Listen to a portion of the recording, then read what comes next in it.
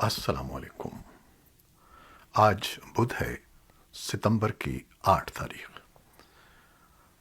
Voice of America Washington کی Urdu service سے میں ہوں خالد حمید، خبروں کے ایک بلٹن کے ساتھ۔ افغانستان میں طالبان نے تمام 34 صوبوں پر قبضہ کرنے کے بعد منگل کی رات ایک 33 رکنی عبوری کابینہ کا اعلان کر دیا ہے۔ طالبان کے ترجمان ذبیح اللہ مجاہد نے نئی عبوری حکومت کا اعلان کیا، جس میں تمام وزارتی منصب مکمل طور پر طالبان رہنماؤں میں تقسیم کیے گئے ہیں۔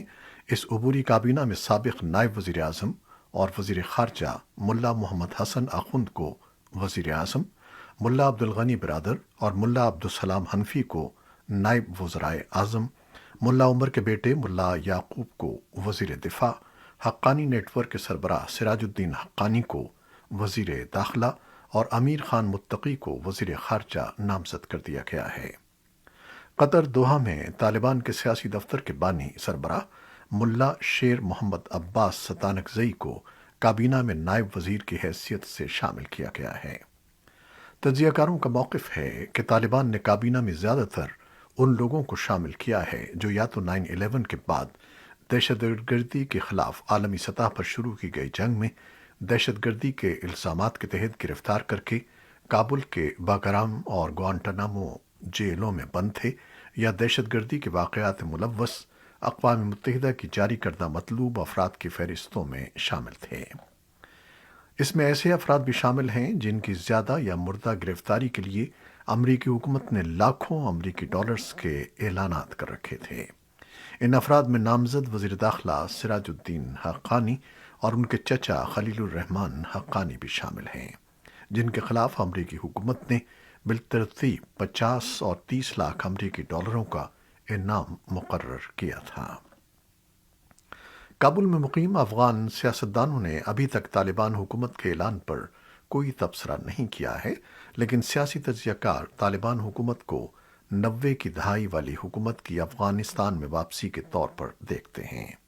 ایک سیاسی تجزیہ کار قاضی حسن حقیار نے وائس آف امریکہ کو بتایا کہ طالبان گروپ کے علاوہ کوئی بھی نئی حکومت میں شامل نہیں ہے۔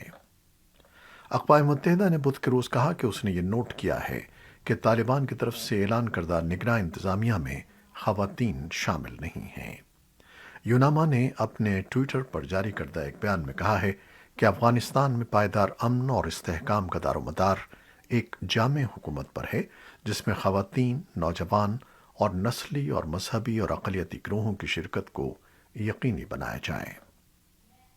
طالبان کی عبوری حکومت میں زیادہ تر وہ طالبان رہنما شامل ہیں جو ماضی میں پاکستان کی اس وقت کی فوج کے قریب سمجھے جاتے رہے تھے، جن میں طالبان کے قائم مقام وزیر داخلہ سراج الدین حقانی بھی شامل ہیں۔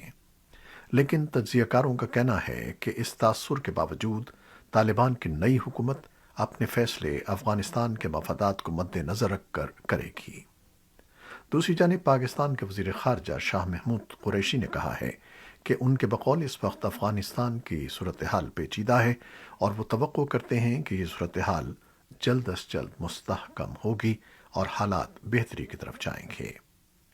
پاکستان کی میزبانی میں بدھ کو ہونے والی ایک کانفرنس میں چین، ازبکستان، ترکمانستان، تاجکستان اور ایران کے وزرائے خارجہ نے ایک ایسے وقت میں شرکت کی جب منگل کو طالبان نے عبوری حکومت کا اعلان کیا تھا۔ سرگرم افغان خواتین نے کابل میں 5ویں روز بھی اپنا احتجاج جاری رکھا اور طالبان سے مطالبہ کرتی رہیں کہ نئی حکومت میں ان کے حقوق کی یقین دہانی کرائی جائے۔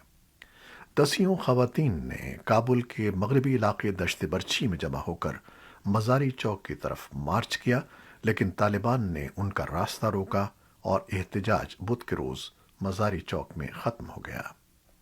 احتجاجیوں کے مطابق طالبان نے مظاہرے کی کوریج کرنے والے متعدد رپورٹروں اور کیمرہ مینوں کو گرفتار کر لیا۔ ایک احتجاجی نے وائس آف امریکہ کو بتایا کہ تقریباً 8 صحافیوں کو گرفتار کیا گیا ہے، لیکن اطلاعات روز کے پبلشر ذکی دریابی نے ایک ٹویٹ میں بتایا کہ ان کے تمام گرفتار صحافیوں کو بشمول ایڈیٹر ان چیف کے طالبان نے رہا کر دیا ہے۔ طالبان کے ترجمان ذبیح اللہ مجاہد نے ایک نیوز کانفرنس میں کہا کہ وہ کابل میں خواتین کے احتجاج کی اجازت نہیں دیں گے کیونکہ یہ غیر قانونی ہے۔ افغانستان میں طالبان نے مظاہرین کو طالبان رہنماؤں کے خلاف گالم گلوچ، اشتعال انگیز مواد فلمانے اور پھر اپلوڈ کرنے جیسے معاملات سے اجتناب کرنے کو کہا ہے۔ طالبان کے ترجمان محمد سہیل شاہین نے اپنے تازہ بیان میں بتایا کہ آئندہ ہونے والے پرامن احتجاج کے حوالے سے حکام کو پیشگی معلومات فراہم کرنا ہوں گی۔ طالبان ترجمان نے یہ بیان ایک ایسے وقت میں دیا ہے جب سینکڑوں افغان بشمول خواتین نے کابل سمیت افغانستان کے مختلف حصوں میں احتجاج کے دوران پاکستان مخالف بیانات اور آزادی کے حق میں نعرے لگائے۔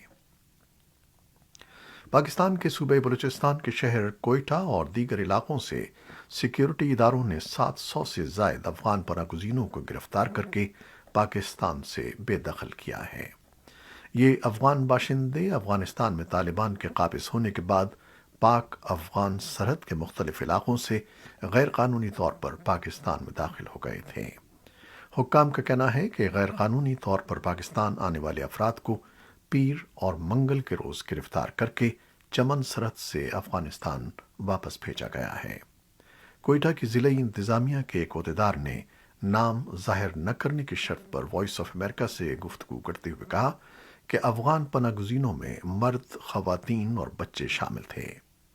عہدیدار کے بقول یہ افغان پناہ گزین کوئٹہ کے نواحی علاقے بلیلی، کچھلاک اور پیشین میں پناہ لیے ہوئے تھے، تاہم ان کے پاس کسی قسم کی سفری دستاویزات موجود نہیں تھیں، جس کی وجہ سے انہیں گرفتار کر کے واپس افغانستان بھیجا گیا ہے۔ حکام کے مطابق کوئٹہ کے علاوہ بلوچستان کے ضلع پیشین، خوزدار، لسپیلا اور دیگر علاقوں میں بھی سیکیورٹی فورسز نے کارروائی کرتے ہوئے سفری دستاویزات کے بغیر افغان پناہ گزینوں کو گرفتار کر کے پاکستان سے بے دخل کیا ہے۔ امریکی وزیر خارجہ اینٹنی بلنکن اور جرمن وزیر خارجہ ہائیکو ماس آج بدھ کے روز شراکت داروں اور اتحادیوں کے گروپ کے ساتھ افغانستان کی صورتحال پر بات چیت کر رہے ہیں۔ اس بات چیت میں طالبان کے قبضے کے بعد ملک میں انسانی امداد کی فراہمی جاری رکھنے کی کوششوں پر بھی تبادلہ خیال کیا جا رہا ہے۔ بلنکن نے جرمنی روانگی سے قبل قطر کے دورے میں کہا تھا کہ امریکہ اور دیگر ممالک طالبان پر زور دے رہے ہیں کہ وہ اپنے وعدے کی پاسداری کریں کہ درست سفری دستاویزات والے ہر فرد کو اس کی منشا کے مطابق افغانستان چھوڑنے کی اجازت ہوگی۔ محکمہ خارجہ نے کہا کہ بدھ کے اجلاس میں ممکنہ طور پر انسداد دہشت گردی کے مسائل اور افغانستان میں بنیادی انسانی حقوق کو برقرار رکھنے پر بھی بحث ہوگی۔ امریکی وزیر خارجہ اینٹنی بلنکن نے افغانستان سے امریکی افواج کے ہنگامہ خیز انخلا کے معاملے کا جائزہ لینے والی کانگریس کی کمیٹی کے سامنے آئندہ ہفتے گواہی دینے پر رضامندی کا اظہار کیا ہے۔ انخلا کا کام 2 اشروں پر محیط لڑائی کے خاتمے پر ہوا، جو امریکی تاریخ کی طویل ترین لڑائی تھی۔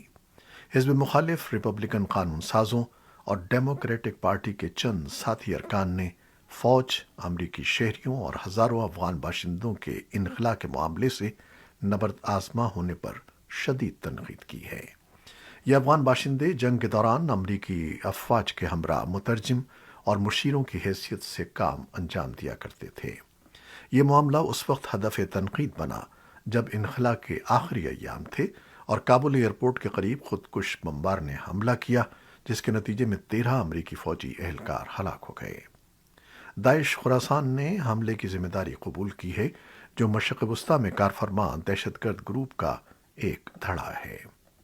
سینٹ کی امور خارجہ کی قائمہ کمیٹی کا یہ اجلاس آئندہ منگل کو ہوگا، جس کے روبرو گواہی دینے کی بلنکن نے حامی بھری ہے، جبکہ عین ممکن ہے کہ کانگریس کی دیگر کمیٹیاں بھی انخلا کے معاملے پر تفتیش کے لیے اجلاس منعقد کریں۔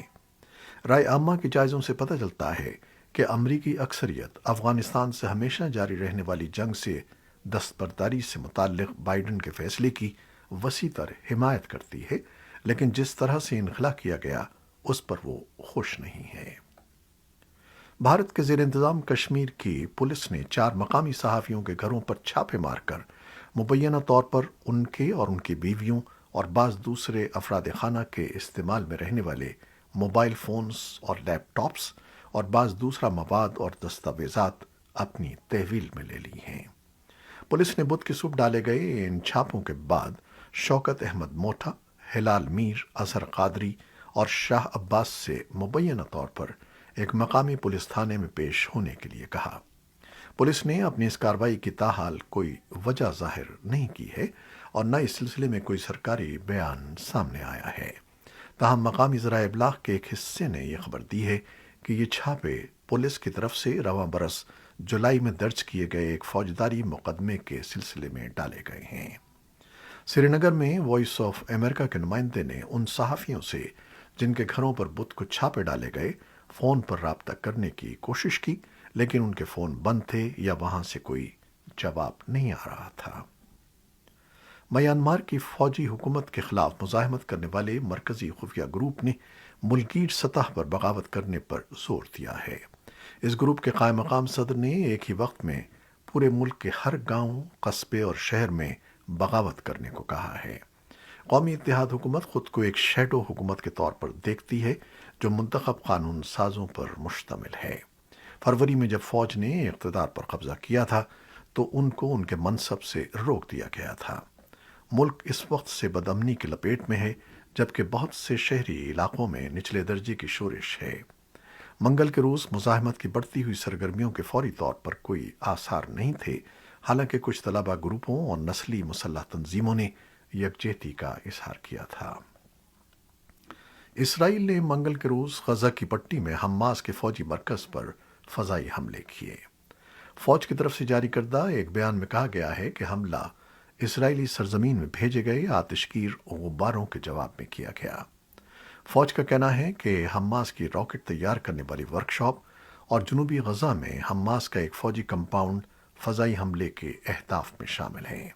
فوری طور پر کسی جانی نقصان کی اطلاع نہیں ملی۔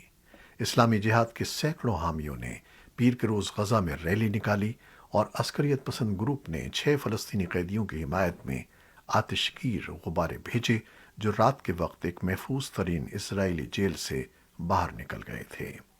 اسرائیل نے ملک کے شمال اور مقبوضہ مغربی کنارے میں بڑے پیمانے پر کارروائی شروع کی۔ تلاش منگل کے روز بھی جاری رہی۔ مصر کی عدالت نے 7 پاکستانیوں کو سزائے موت سنا دی ہے۔ ان سزا پانے والے افراد کے اہل خانہ کا کہنا ہے کہ ان کے بچے بالکل بے گناہ ہیں۔ جس شخص نے بھی منشیات اسمگلنگ کا مذموم کاروبار کیا ہے اسے سزا دی جائے، لیکن جو افراد روزگار کے لیے شپ پر کام کر رہے تھے انہیں اس سزا سے بچایا جائے۔ سزائے موت پانے والوں میں 7 پاکستانیوں کے علاوہ ایک ایرانی اور 2 مقامی ملزمان شامل ہیں۔ ملزمان پر بحر احمر کے علاقائی سمندر کے ذریعے بھاری مقدار میں منشیات اسمگل کرنے کا الزام تھا۔ ان کے خلاف گزشتہ 2 سالوں سے مقدمے کی کارروائی جاری تھی۔ مصر میں پاکستانی سفارت خانے کا کہنا ہے کہ اس معاملے میں تمام پاکستانیوں کو قانونی اور سفارتی مدد فراہم کی گئی۔ یہ تھی وہ خبریں جو فیس بک لائیو پر ہم نے آپ کے لیے پیش کی۔ ہماری ویب سائٹ اور یوٹیوب پر یہ بلیٹن پوسٹ کر دیا جاتا ہے جسے آپ بعد میں بھی دیکھ سکتے ہیں۔ ہمارے اس بلیٹن کو شیئر کرنا نہ بھولیے گا۔ خالد حمید کو اجازت دیجیے۔ اللہ حافظ۔